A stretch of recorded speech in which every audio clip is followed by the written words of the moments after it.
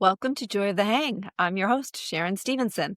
If it's your first time here, welcome. If you're a loyal listener, welcome back. If you love wine and sex, then you'll love today's episode. Today, I'm joined by Ryan O'Malley, a dynamic leader with over 22 years of sales and management experience in the hospitality world.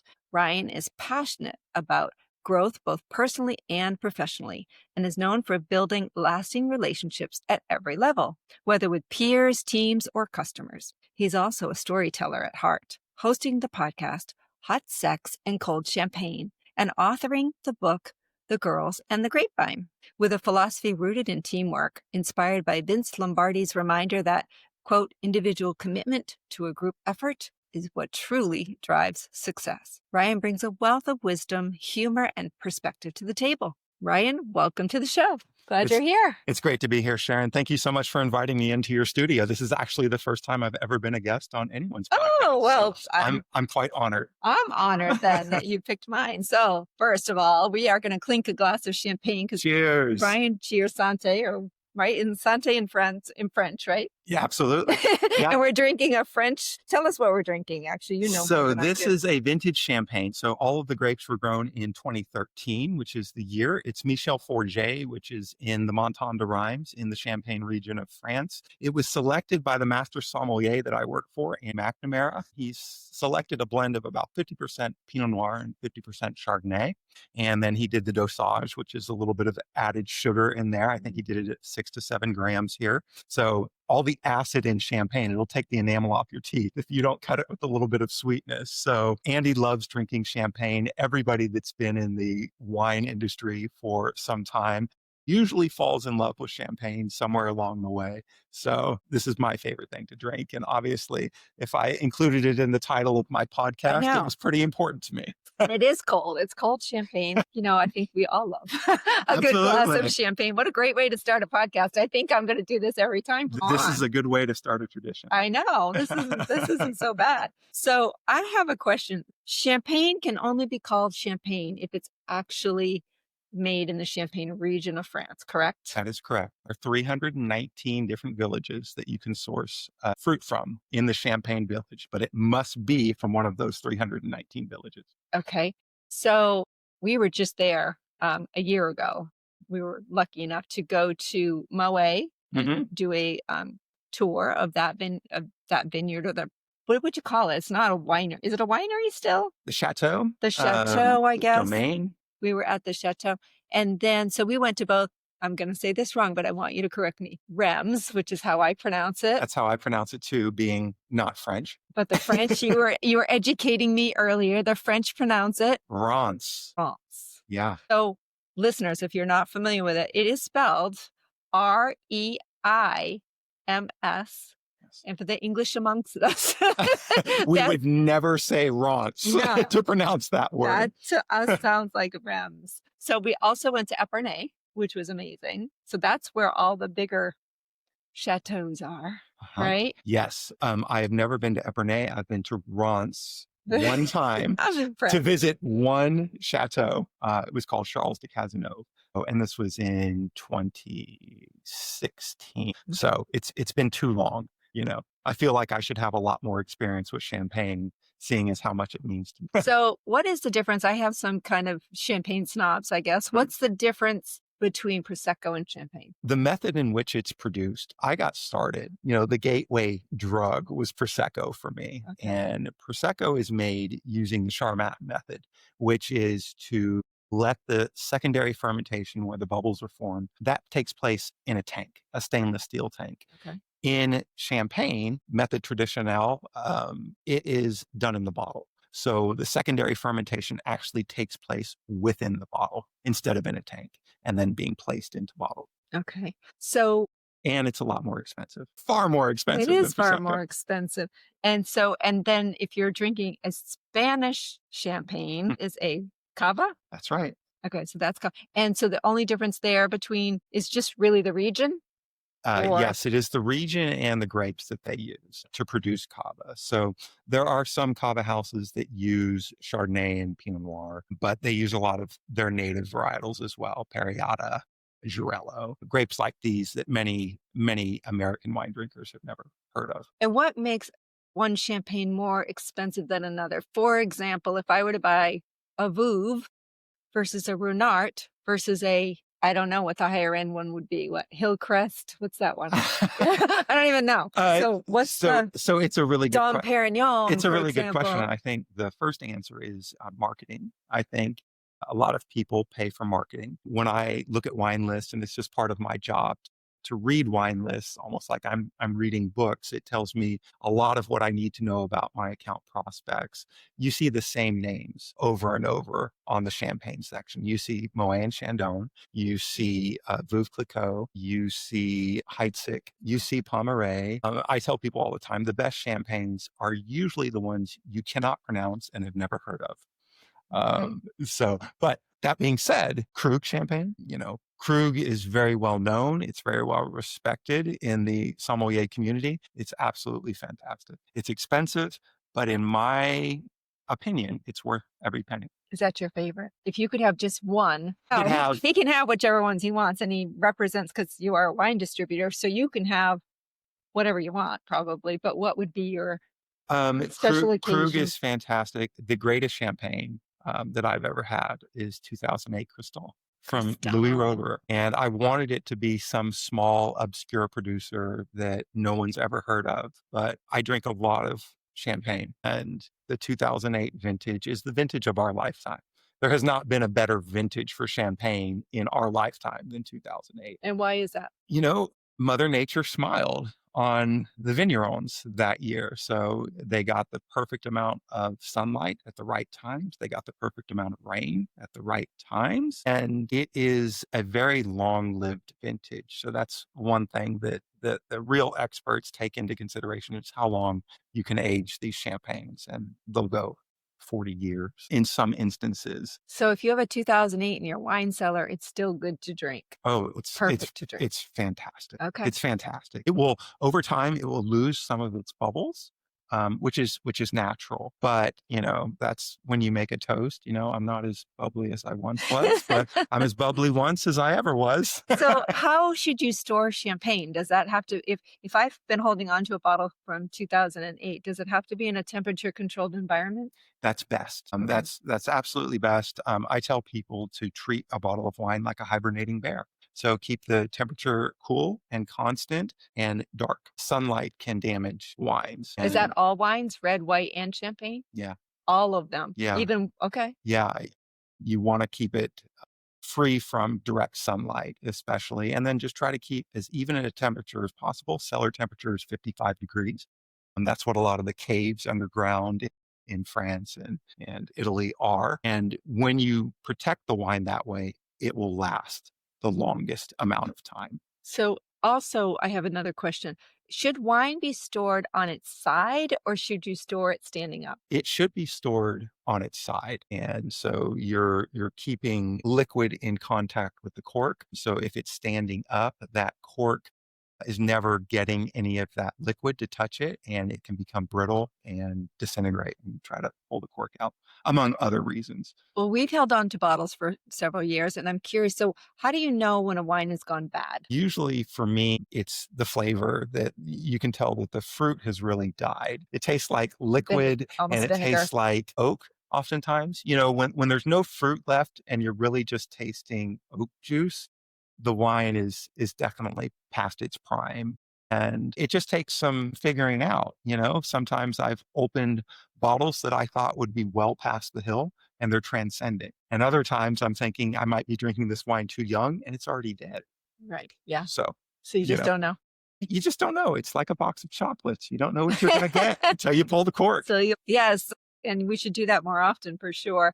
So I have other questions about champagne. So I often get hangovers with champagne. Okay. Is it because of the sugar content, because of a lot of sugar in champagne, or maybe I'm just drinking too much of it? I don't know.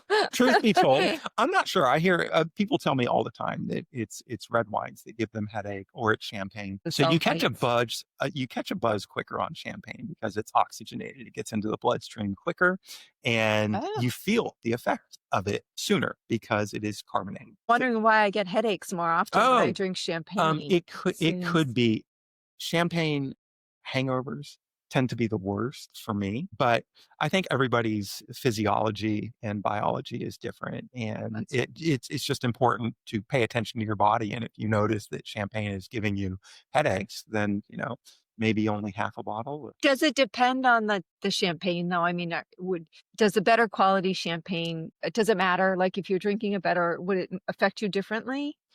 I'm not certain, I'm Yeah. not certain that So if I'm sparkling wines are like rot gut vodka, where, there's definitely a correlation between the severity of the hangover when it comes to the quality of spirits. right. Sparkling wine, I'm not certain. I'm not going to drink enough poor quality sparkling wine Yeah. to figure that There you actually go. out. There you So go.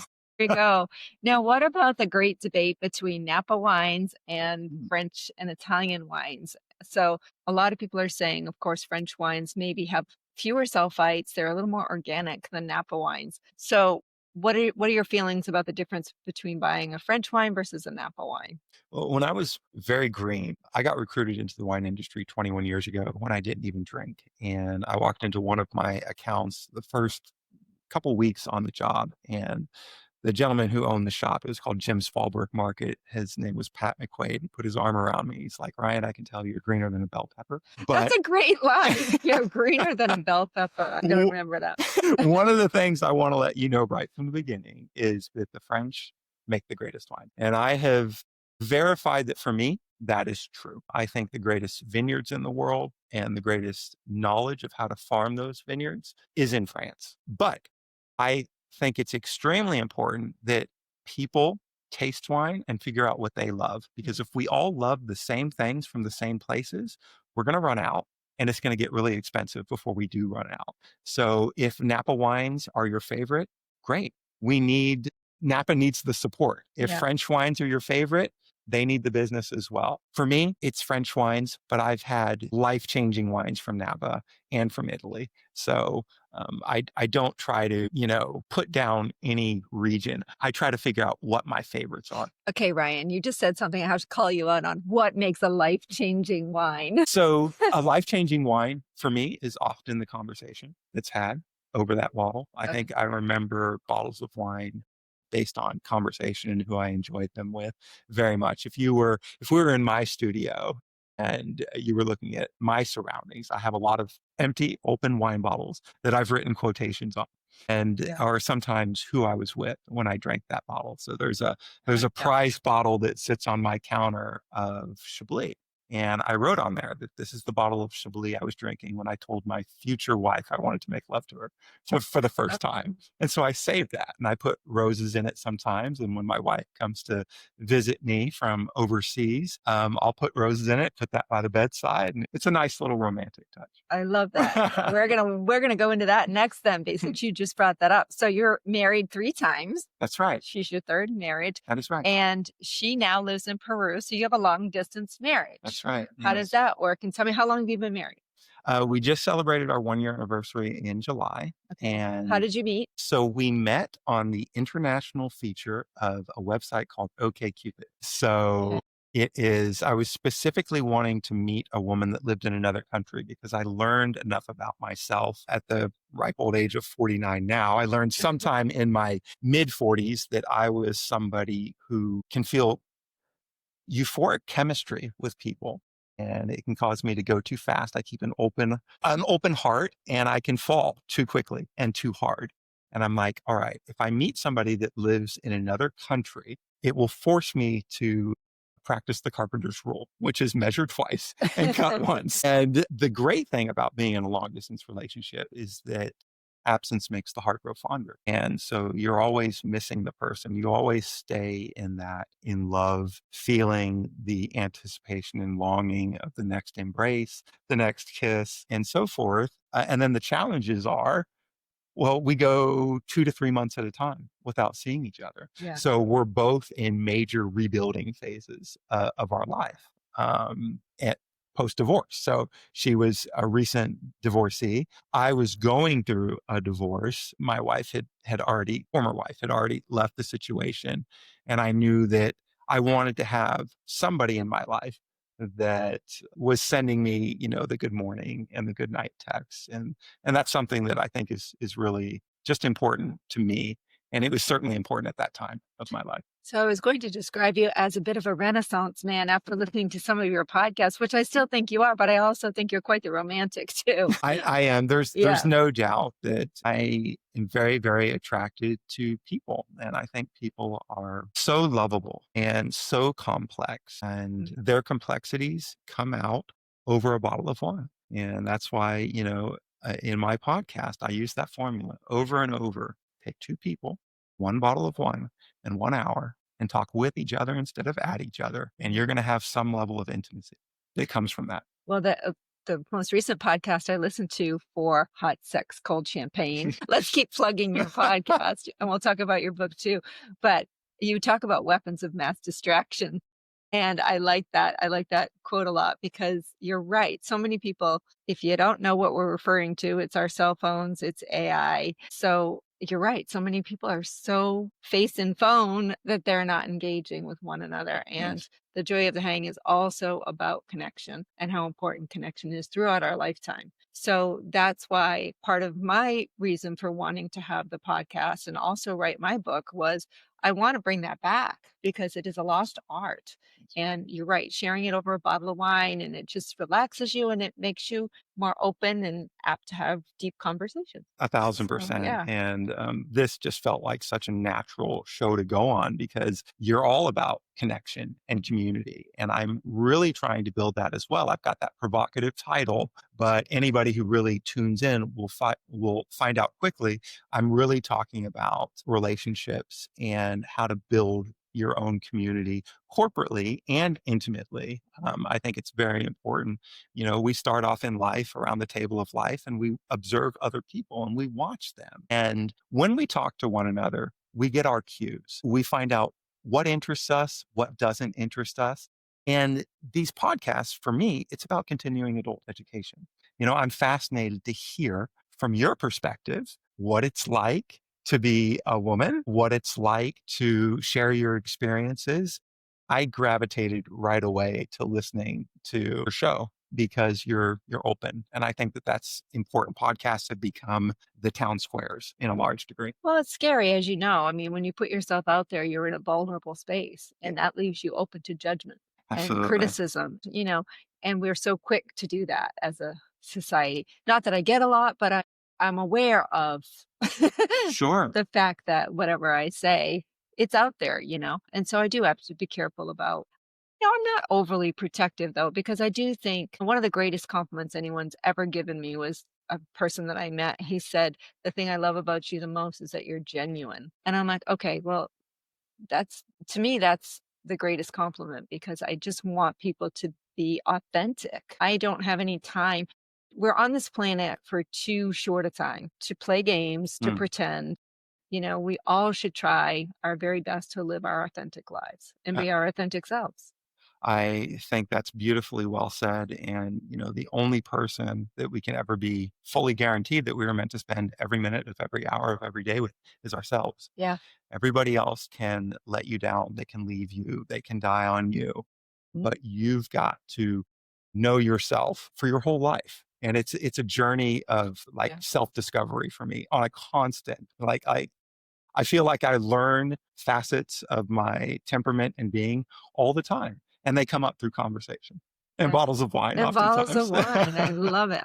So how do you manage a long distance marriage? you know, FaceTime? Are you guys traveling a lot? so we have Noche de Cita. So my wife lives in Lima, Peru. So she's Latin American, South American. And so we have date night twice per week. And it usually lasts about an hour now. At the beginning, they were 3 hours long, but now it's just about staying in touch. And as I mentioned, we're both in rebuilds. So Yeah. we're both working quite a bit. I wear four hats. I rep for four different wine portfolios Okay. and I'm putting in, 60, 65-hour weeks on the regular trying to prepare for our life together. So she will be moving over here with two teenage children. So there's a lot of responsibility on my shoulders to work hard and to provide the kind of lifestyle that it's going to take. Yeah. Yeah. Well, that good for you because that can't be easy to have a long. Well, I mean, it's much easier now with technology, even though we don't, Hmm. we're Hmm. not hugely in favor of it. At least Using it the right way. right. That's the positive side of it. Yeah, it can absolutely be a great tool. I never want to come across as somebody who's anti-technology, but I'm about social etiquette and manners and learning how to use the technology so that the technology is really a tool that we yield instead of something that controls us. And, the weapon of mass distraction, for the most part, it pits people against one another. It's a very divisive thing. And I recently heard this quote by David Burke from Alliance for Responsible Citizenship. He said that your undivided attention is the greatest form of generosity. And I feel Mhm. that in I my just got chills. entire being right now because everyone is so distracted and paying attention to screens and being other places in their minds. When you actually connect with people now and pay attention to them and listen, it profoundly impacts them. And it's something that I also want to make much more common in day-to-day operations. It was one of the main reasons I just decided to start a podcast. My job and what I do, it's about how to get people's attention and to hold it. And I've noticed how much harder it is to get somebody's attention and then to hold it because everyone is pulled in 1,000 different directions, Mhm. oftentimes by their phone. Yeah. Oftentimes, yeah. Oftentimes we'll have the phone in our hands and the TV screen also in front of Sure. us, like double distraction, right? There's so much distraction. So I used to own a restaurant. I owned a restaurant for 8 years back in Maine and used to love it when my wine reps came in. They were always bringing me presents. And I didn't drink a lot of wine. I mean, we didn't sell a lot of wine because it was a Mexican restaurant and mostly what we sold was tequila, obviously, because we did a lot of margaritas. Sure. So we had a small selection of wine, but it was always fun to go to the wine shows and all of that. What drew you to this business? I got fortunate. I got recruited into the industry. So I did not even drink wine when I started. I could tell you which wines were white and wet and which ones were red and wet. And that was about it. And then it's on the job training, also known as drinking. So it's a funny story of how I got into the industry. I was actually flirting with a girl, and so was another guy. And I was in Villa Cerizo on Colorado Boulevard in Pasadena and putting orders in at the end of the day. And there was a really beautiful bartender there. And I could tell that this other guy on the opposite end of the bar was also a sales rep. But what proceeded to happen was who can hold this beautiful woman's attention better. And so he had started it, and then I come in and I pick it up, and it was like watching a Wimbledon tennis volley as like her head would turn between these Oh, these two guys sitting at the opposite end of the bar, and we sort of realized what was going on. who's got the better And wine? and when she went to the back of the house, to the back of the restaurant, we had a laugh about it. And we chatted for 30 minutes. These things happen a lot. You meet somebody that's in a similar field and you share some tricks of the trade, you exchange business cards, you go your separate ways and you think nothing's ever going to come of that. And one of the greatest life lessons is it's really all about follow up. And this gentleman followed up with me about 30 days later. And he said, "Look, I was really interviewing you that day. And we've got a team member that's leaving. And I think based upon just your ability to rock with people right away," he said, "that's the most important aspect of what we do in wine sales. And so I'd like you to interview." And the rest, as they say, is history. But that's how I got in. I was flirting with a girl and I Ah. got recruited. Well, and any kind of sales position, I've been in sales my whole life too, and hospitality. You're not selling. It's all about building relationships Absolutely. at the end of the day, Yeah, right? It's not even about selling your product. Once you build that relationship, once I had a relationship with my vendors and the people I knew I could trust or call if I needed something right away, sure. those are the people I did business with. Sure. I mean, end of the day, that was it. You have to trust the people that you work with because they are an extension of your business. Their Mhm. their success is your success and vice versa. And it's really a symbiotic relationship in the restaurant and hospitality industry. Doing that for 8 years, it's challenging. That is, I have so much respect for small business owners. What was the name of your restaurant? Bueno Loco. Bueno Loco. It's Good, crazy crazy good. Crazy good. Yeah, no, it doesn't really translate, but it worked. I love that. 8 years. And then I sold it to 2 of my employees, but carried on years after I left. Soul filling. Yeah, it was really great. It's since closed, but yeah, it was really great because we unfortunately COVID hit.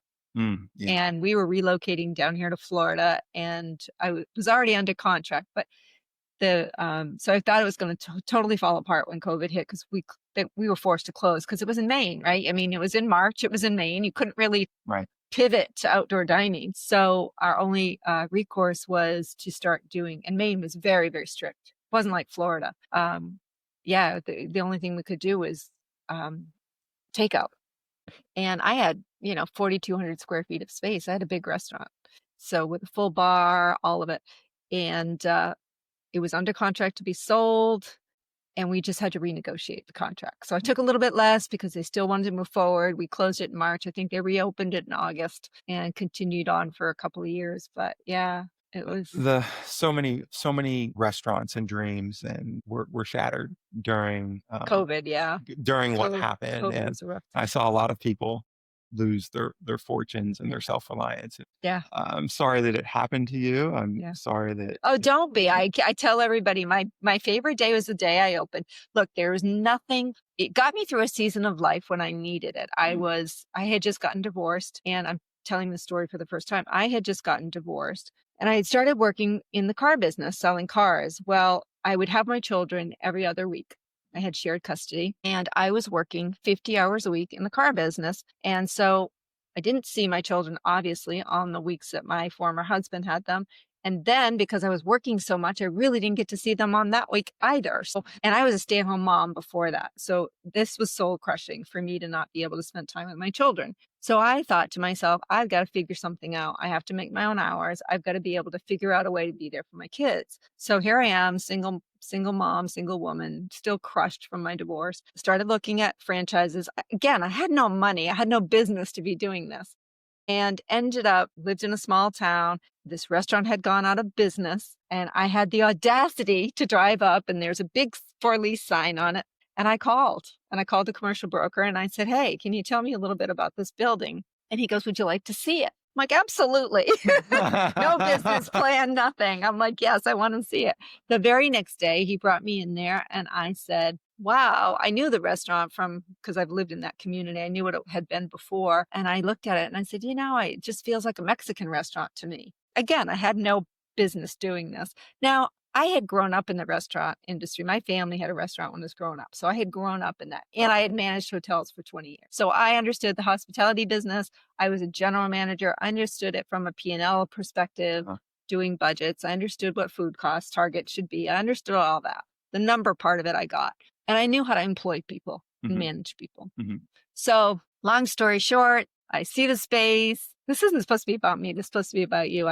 So I go into the space and immediately fall in love with it. It's got this big copper hood, and it just feels like it's got this Mexican vibe. Well, there was no Mexican restaurant within a 10-mile radius. That town already had a couple of Italian restaurants. It had Chinese and American, whatnot, did not have Mexican. And at the time, Chipotle Grill was the fastest growing franchise in the country. Right. So I'm thinking there's a need. The people, we're in Maine. There's not a ton of Mexicans, but definitely that food choice is something that's wanted. So by the grace of God, we come to an agreement. I go home. I said, I'm going to put together a business plan. I run the numbers. I'm like, I think it can work. I start going to banks, and they're like, no, we're not going to invest in a restaurant. Are you high? So I'm like, wait a minute. And then, of course, every door starts getting shut in my face, right? Everyone's like, most restaurants fail in the first year. It's going to fail, blah, blah, blah.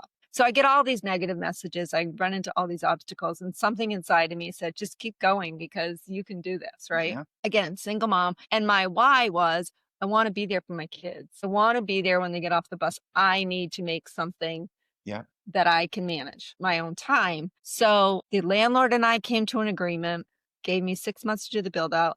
Business plan made sense. I had a small amount of money in my 401k that I took a loan against. So I invested in myself, and I found a local bank who gave me another small loan. was only like $30,000, but it was enough to buy some equipment that I needed. I opened the doors and there was a line out the door. I mean, we had built so much anticipation for this restaurant. I hired a great chef. So this is what you do. You build a team of people that know more than you do. And I took my ego out of it and I said, I need a chef who can create an amazing menu. And we had a Mayan inspired menu.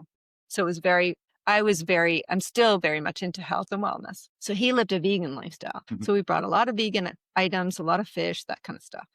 But it was a really amazing menu. Then I hired a bar manager because I didn't know a thing about, I knew again how to manage him, but I didn't know the first thing about how to make a drink. Then I hired a front of house manager. So he put together the table setup and managed servers. So that was my team. And I had an accountant, an attorney. I built a team and we were hugely successful. So we made a ton of money. But I remember, you're going to love this story. I don't know, a month in, payroll comes in. Now I made the mistake of having payroll on a Friday, which you never do because all of your money in the restaurant business comes in on Friday and Saturday. You are not making any money Sunday through Thursday. You're not. So I made all my money on Friday and Saturday, and Friday was my payday. I didn't have enough money in the bank to cover payroll, and all these checks started bouncing. So I go to the bank and I went to the manager. This is actually a really good lesson for me. I went there, talk about community. I still get chills when I think about it. I literally sat at her desk across from her and said, this is what's happening. I had to face it. And I was crying. I had tears coming down. And I said, I built this. I had no more money to put into it. There was no reserve. I didn't have any big capital. Everything I had was there.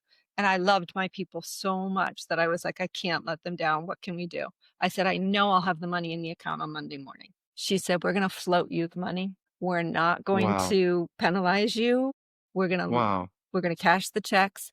And then you're going to go and talk to your payroll company and you're going to change your payday to Tuesday or whatever. I love that story. But that's community. Absolutely. So like I said, I never left that bank because she had my back. Of course. When I needed it the most. And that's what we do for each other. That's humanity. Absolutely. Right. And I went on way too long. No, it's wonderful. It's wonderful that you invested in yourself and you shared that because the human connection, the human touch is something that I have felt receding for a long time. And to hear a story, it's good to hear stories sometimes when people do the right thing and believe in people and help them. It was an easy but a not easy thing what that person did for you. But you're telling me about it and you're telling other people about it years later. And that's the power of hospitableness and hospitality. And it's the power of doing business with your local bankers. Yes. I have to give a shout out to local banks because, and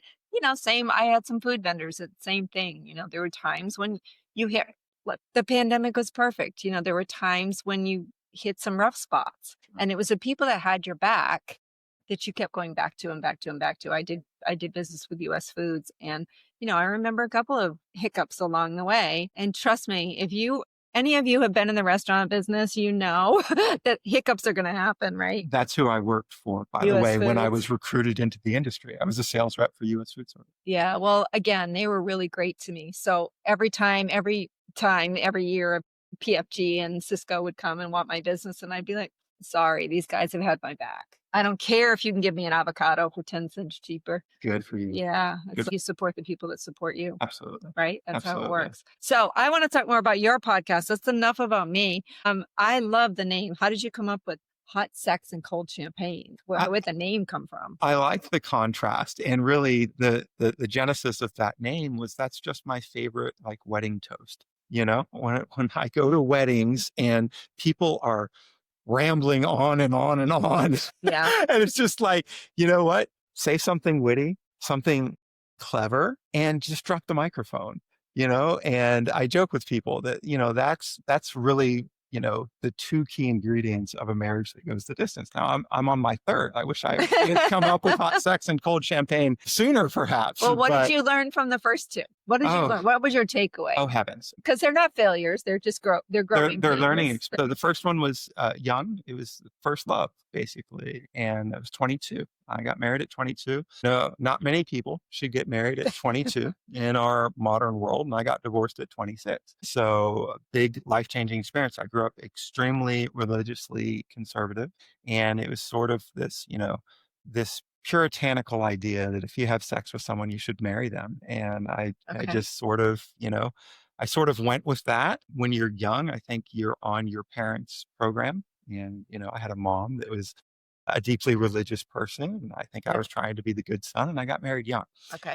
Um, and divorced young as well. Definitely a life-changing experience. The second one was a COVID marriage that I'm not sure how deep you've gotten into my podcast, but that I definitely talk about that one. Well, my listeners don't. My listeners haven't. A little bit. So I had a COVID marriage, met somebody literally on April 8th of 2020 and had this intense relationship with. And I think the circumstances of my salary being cut during COVID and so forth, I moved in with somebody too quick after about 2 months. And I felt that there was something wrong pretty quickly, but I couldn't put my finger on it. Having a big open heart and really trusting people and really being focused temperamentally to observe people and be patient with people and help them work through their issues. I was spending all of this time trying to figure out, how to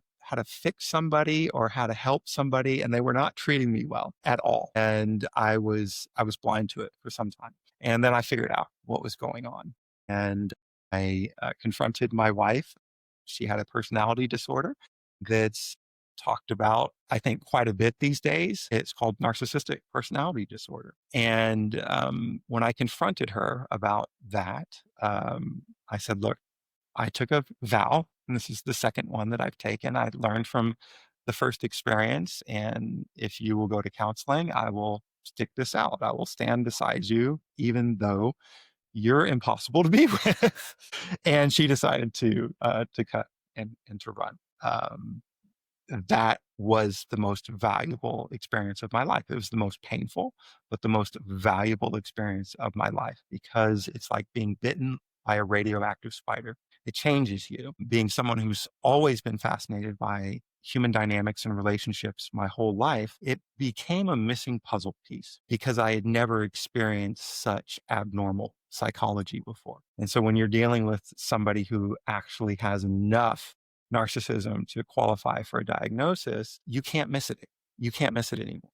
And so now it's like I have narc radar and I can see it. And it teaches you the difference between normal conflict in relationships and abnormal conflict in relationships. I don't want to get too personal, but if you wouldn't mind sharing, can you share, like, give me an example of what a narcissistic behavior would have been? It is the constant put downs, the devaluation. So every relationship that somebody with narcissistic personality disorder goes through, it's the same pattern over and over throughout their life. And that three-pronged pattern is idealization. So they idealize somebody first. And then the second phase is called devaluation. And unfortunately, that's like the body of a novel. It's the longest part. And then the third stage is what they call the discard. So they literally throw the person away after they've used them up. And she was so critical of me and demeaning.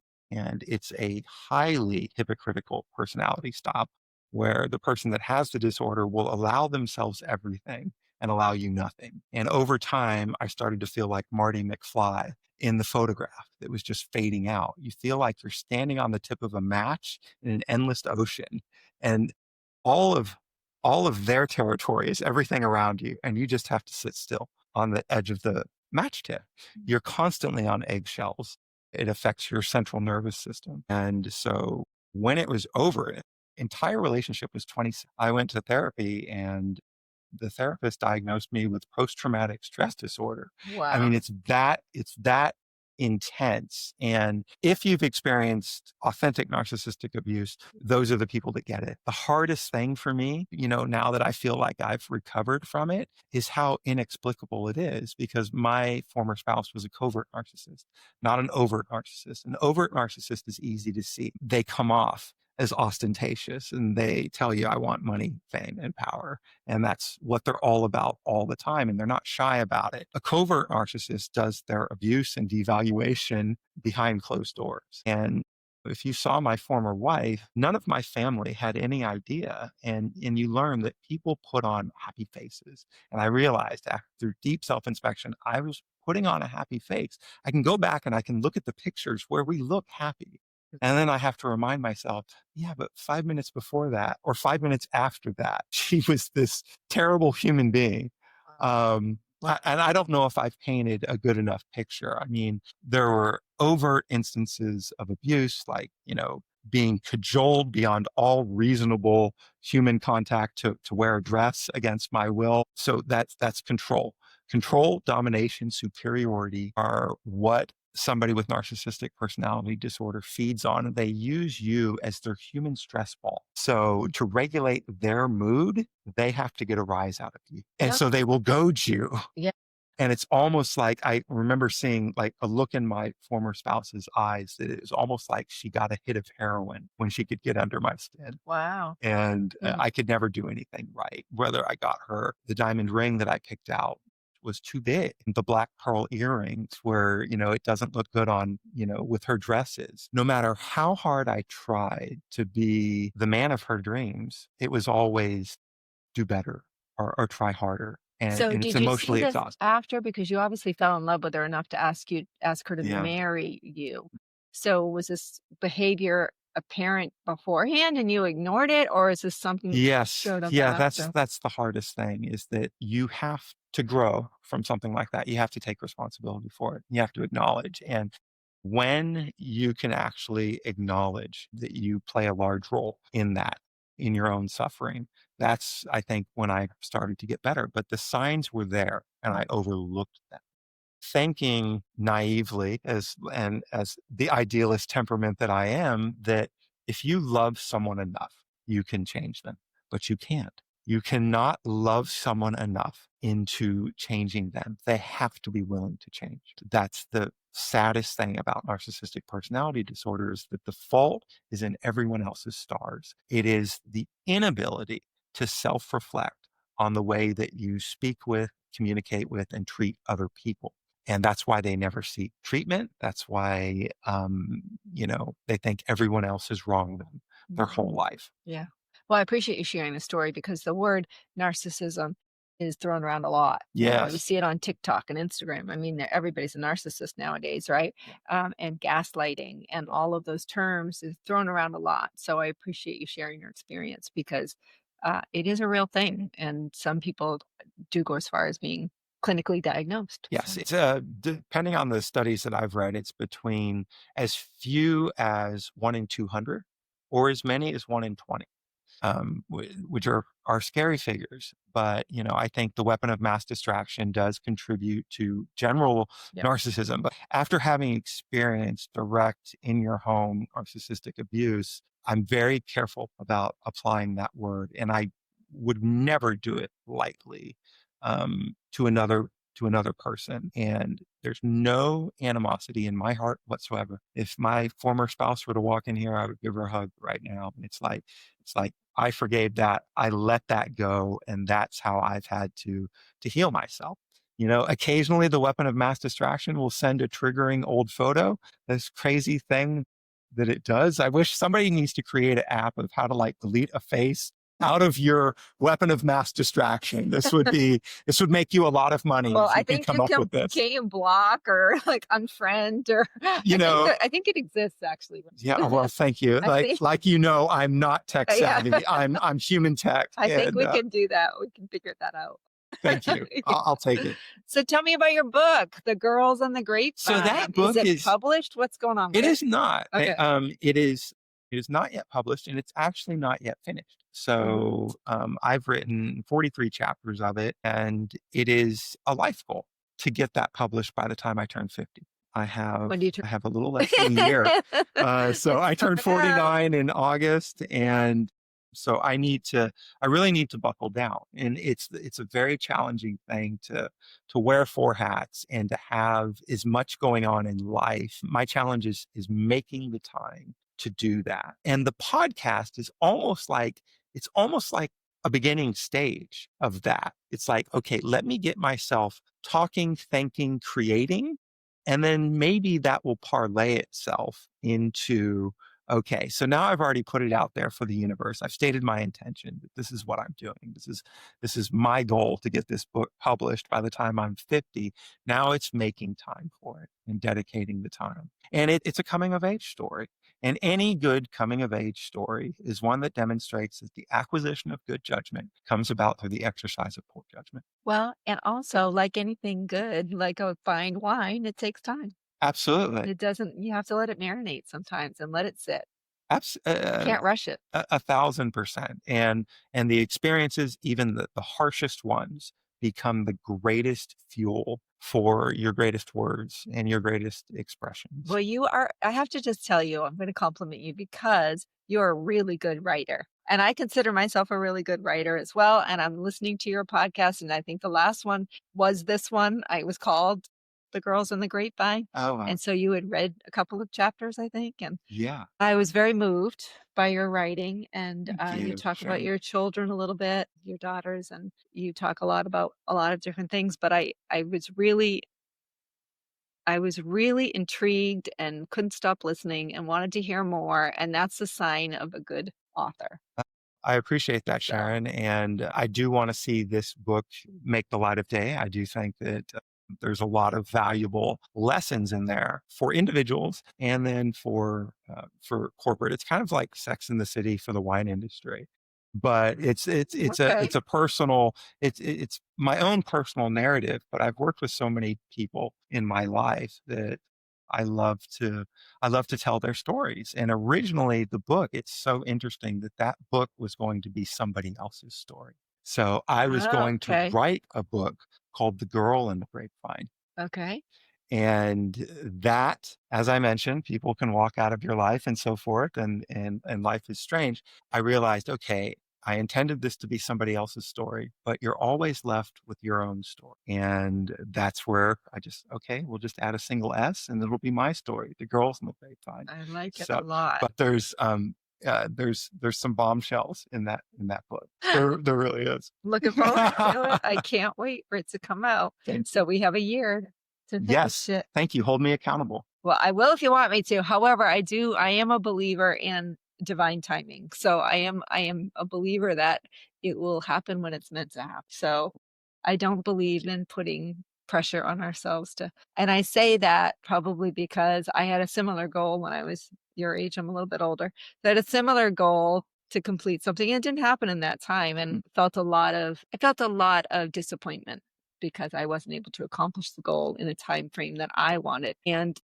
And now I am publishing my book, and it's coming out on September 9th. And it's taken me, Fantastic. thank you. It's taking me much longer than I anticipated. But having said that, now I know it's what it was meant to be. That's So incredible. it wasn't ready yet. And That it's taken this time to be ready. Now, is this a nonfiction book or a It's fiction? kind of self-help. It's also, it weaves a lot of personal stories Mhm. into, like you said, this message of, but I would say it leans more self-help in that it's all about connection. So we Okay. have that in common. Mm. It's the arc of connection throughout our lives. Okay. So it starts at conception. It's the sperm Wow. and the egg have to meet for the first spark of life to happen. Absolutely. And then we're immediately tethered to an umbilical cord, and there's Mm. that connection. Yeah. And then it starts with our family, and then it goes into our childhood and our friends, and how our connections are based on proximity. And then it just kind of evolves through life, and it evolves all the way into our final hang, which is really the legacy we leave behind. Oh, that's beautiful. Yeah. What is your book called, Sharon? It's called Joy of the Hang. It Oh, follows the podcast. fantastic. Yeah, and the title comes from a podcast a Jay Shetty podcast I was listening. You'll have to listen to this one. But anyway, yeah, Tom Hanks was talking about being on the show, and he talks to Darlene Love backstage at the not Jay Leno, David Letterman show, and sees her backstage and says, "I love what you've done. You created the soundtrack to my life, and why do you keep showing up here year after year?" It was around Christmas time, and she came on David Letterman every year to sing "It's Christmas." It was a thing that happened for several years, and her response was, "I just come here for the hang." And I'm like, that's it. That's what life's all about. It's Absolutely. about the hang. It's about the connections we make throughout our lifetime. It's our legacy. I love that metaphor that Right. you've used. It's seamless. It's seamless. So I talk about how we are biologically wired for connection. Yeah. It's not an emotional thing. We shouldn't feel bad for needing it or wanting it. We are wired for it biologically. 1,000%. And, So I love that metaphor. And I use a similar one, saying that we take our first drink, the first time we eat, it's almost like it's a it's true. drink. And It there's is. that connection we're bonded right away It's through nourishing. that. And it sticks with us our entire life. 100%. Feeds us. It feeds us. It's right. The human connection It nourishes us. Right. Literally. Exactly. So we have that in common, which Uh-huh. I love. But and then of that episode, that's where the podcast was born. I was looking for a name for the podcast, as I'm sure you did. And you go through all these things like, nope, that's not right. And then finally, here I am walking with my earbuds in, and I'm listening to this other podcast, and I'm like, oh my gosh, light bulb moment. I get my best ideas when I'm walking. Yeah. I'm a serial walker. Walker or the shower. Or it'll come to me in my sleep. I have the most vivid dreams of anybody I know. Wow. Okay. Yeah. I'm fascinated by that because I don't remember my dreams very often at all.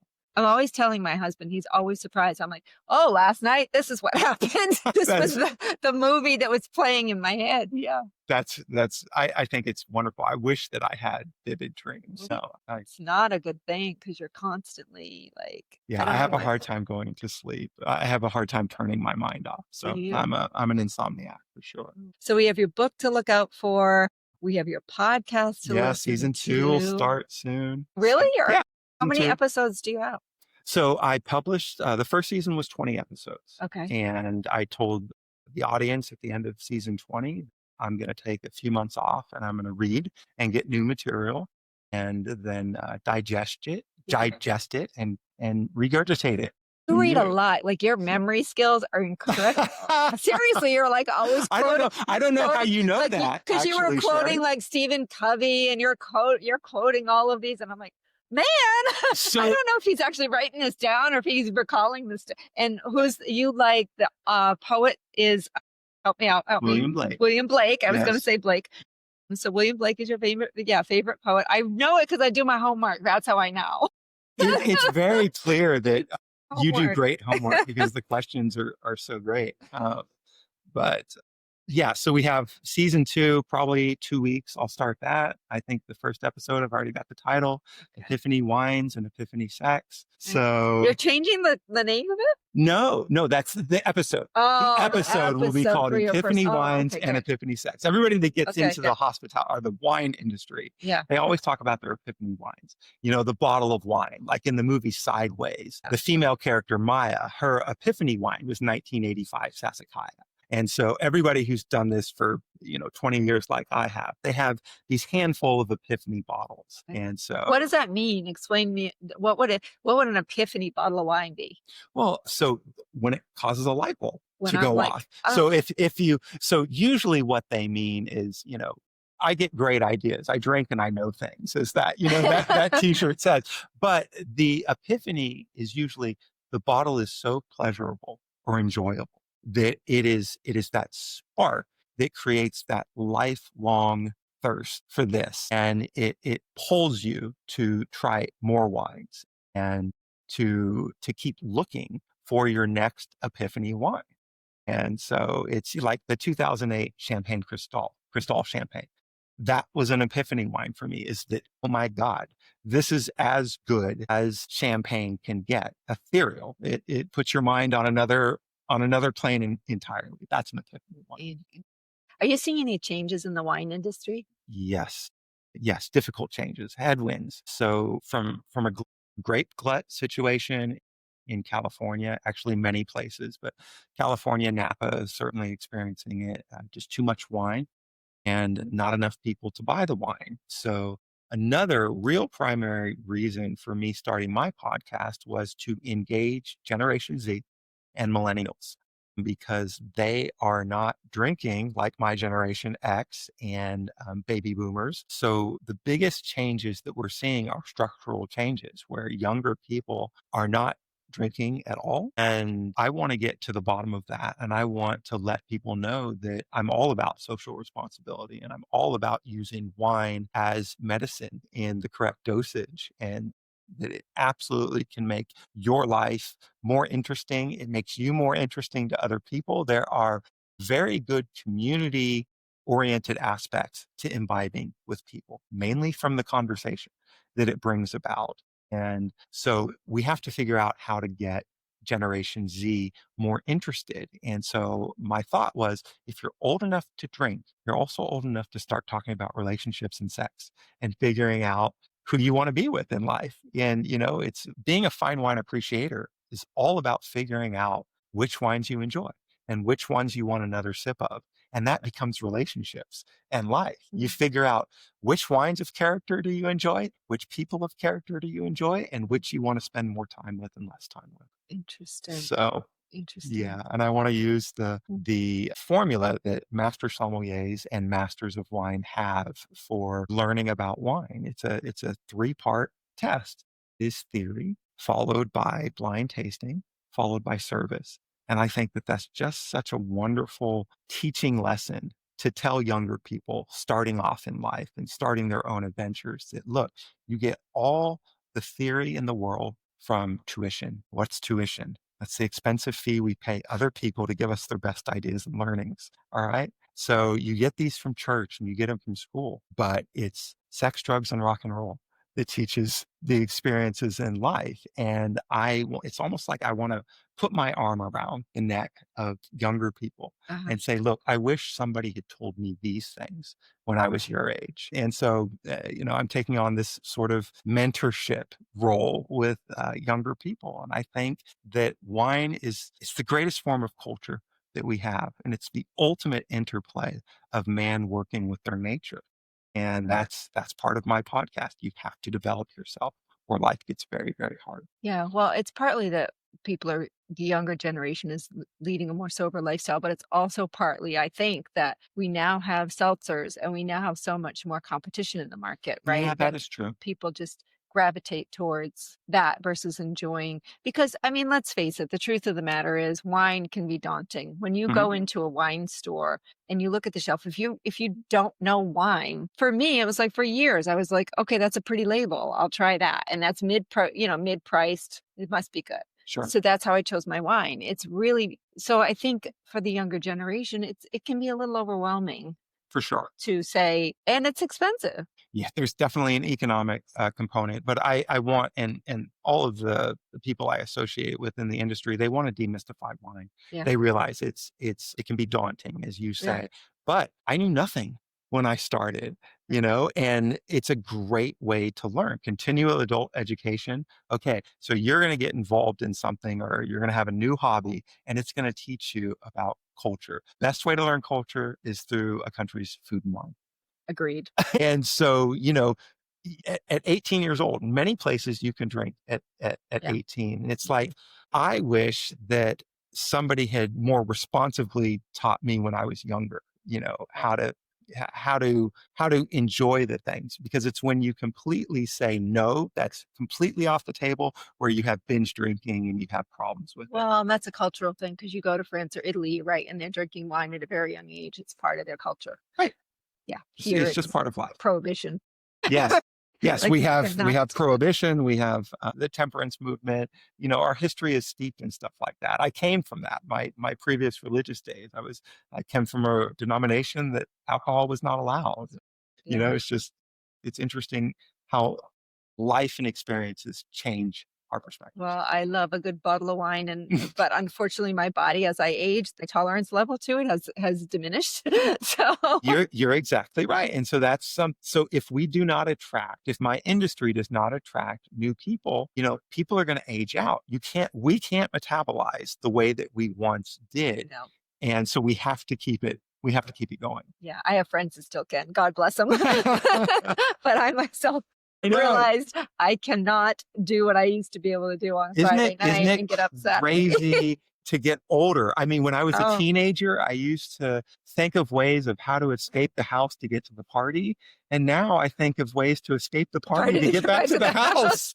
It's Well just said. crazy. Well said. Well said. But to your point, it is so amazing to be in a culture where people celebrate food and wine, because Yeah. when we were fortunate enough to travel France for 5 weeks last year, and everywhere you go, people are so excited to talk about the wine and then the food pairings that go along with it. And it's just a beautiful way to communicate with another human being, to enjoy two of my favorite things. Absolutely.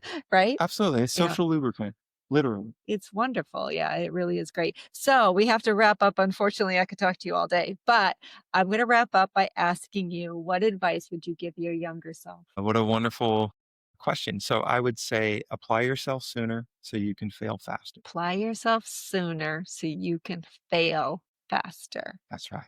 And then you learn from that failure. Failure is a better teacher than success. And so one of my regrets is not applying myself sooner, not getting in shape in my life sooner. I look back on my high school football playing days and I'm like, I was never a star because I hadn't applied myself yet. And so I think that that's my advice to my younger self, is to be more disciplined early, apply, and then fail, and then keep growing through failure. I love that, because we're so afraid to fail, Yes. aren't we? We have to get over it. It's We're one of the so afraid. primal fears is of failure and Yeah. then the ridicule that comes from failure. But we have to learn that we can't care about what other people think, that it's really about how we think of ourselves on the inside. Amen. And guess what, listeners? We're all going to fail at something. I don't That's know right. anybody that's gone through this life without failing at something. That's right. And if you have, God bless you, because I can't say that I have. I Well, failed several times and I keep getting back up. that's So, right. That's the most important thing. Right. And it's been so great to be here. Thank you so much for having me on your Oh, show, Sharon. Thank you for being And here. congratulations on your book. Thanks. And thank you for the champagne. You're absolutely welcome. I love it. Let's do it again. Yes, absolutely. Okay. We'll see you later.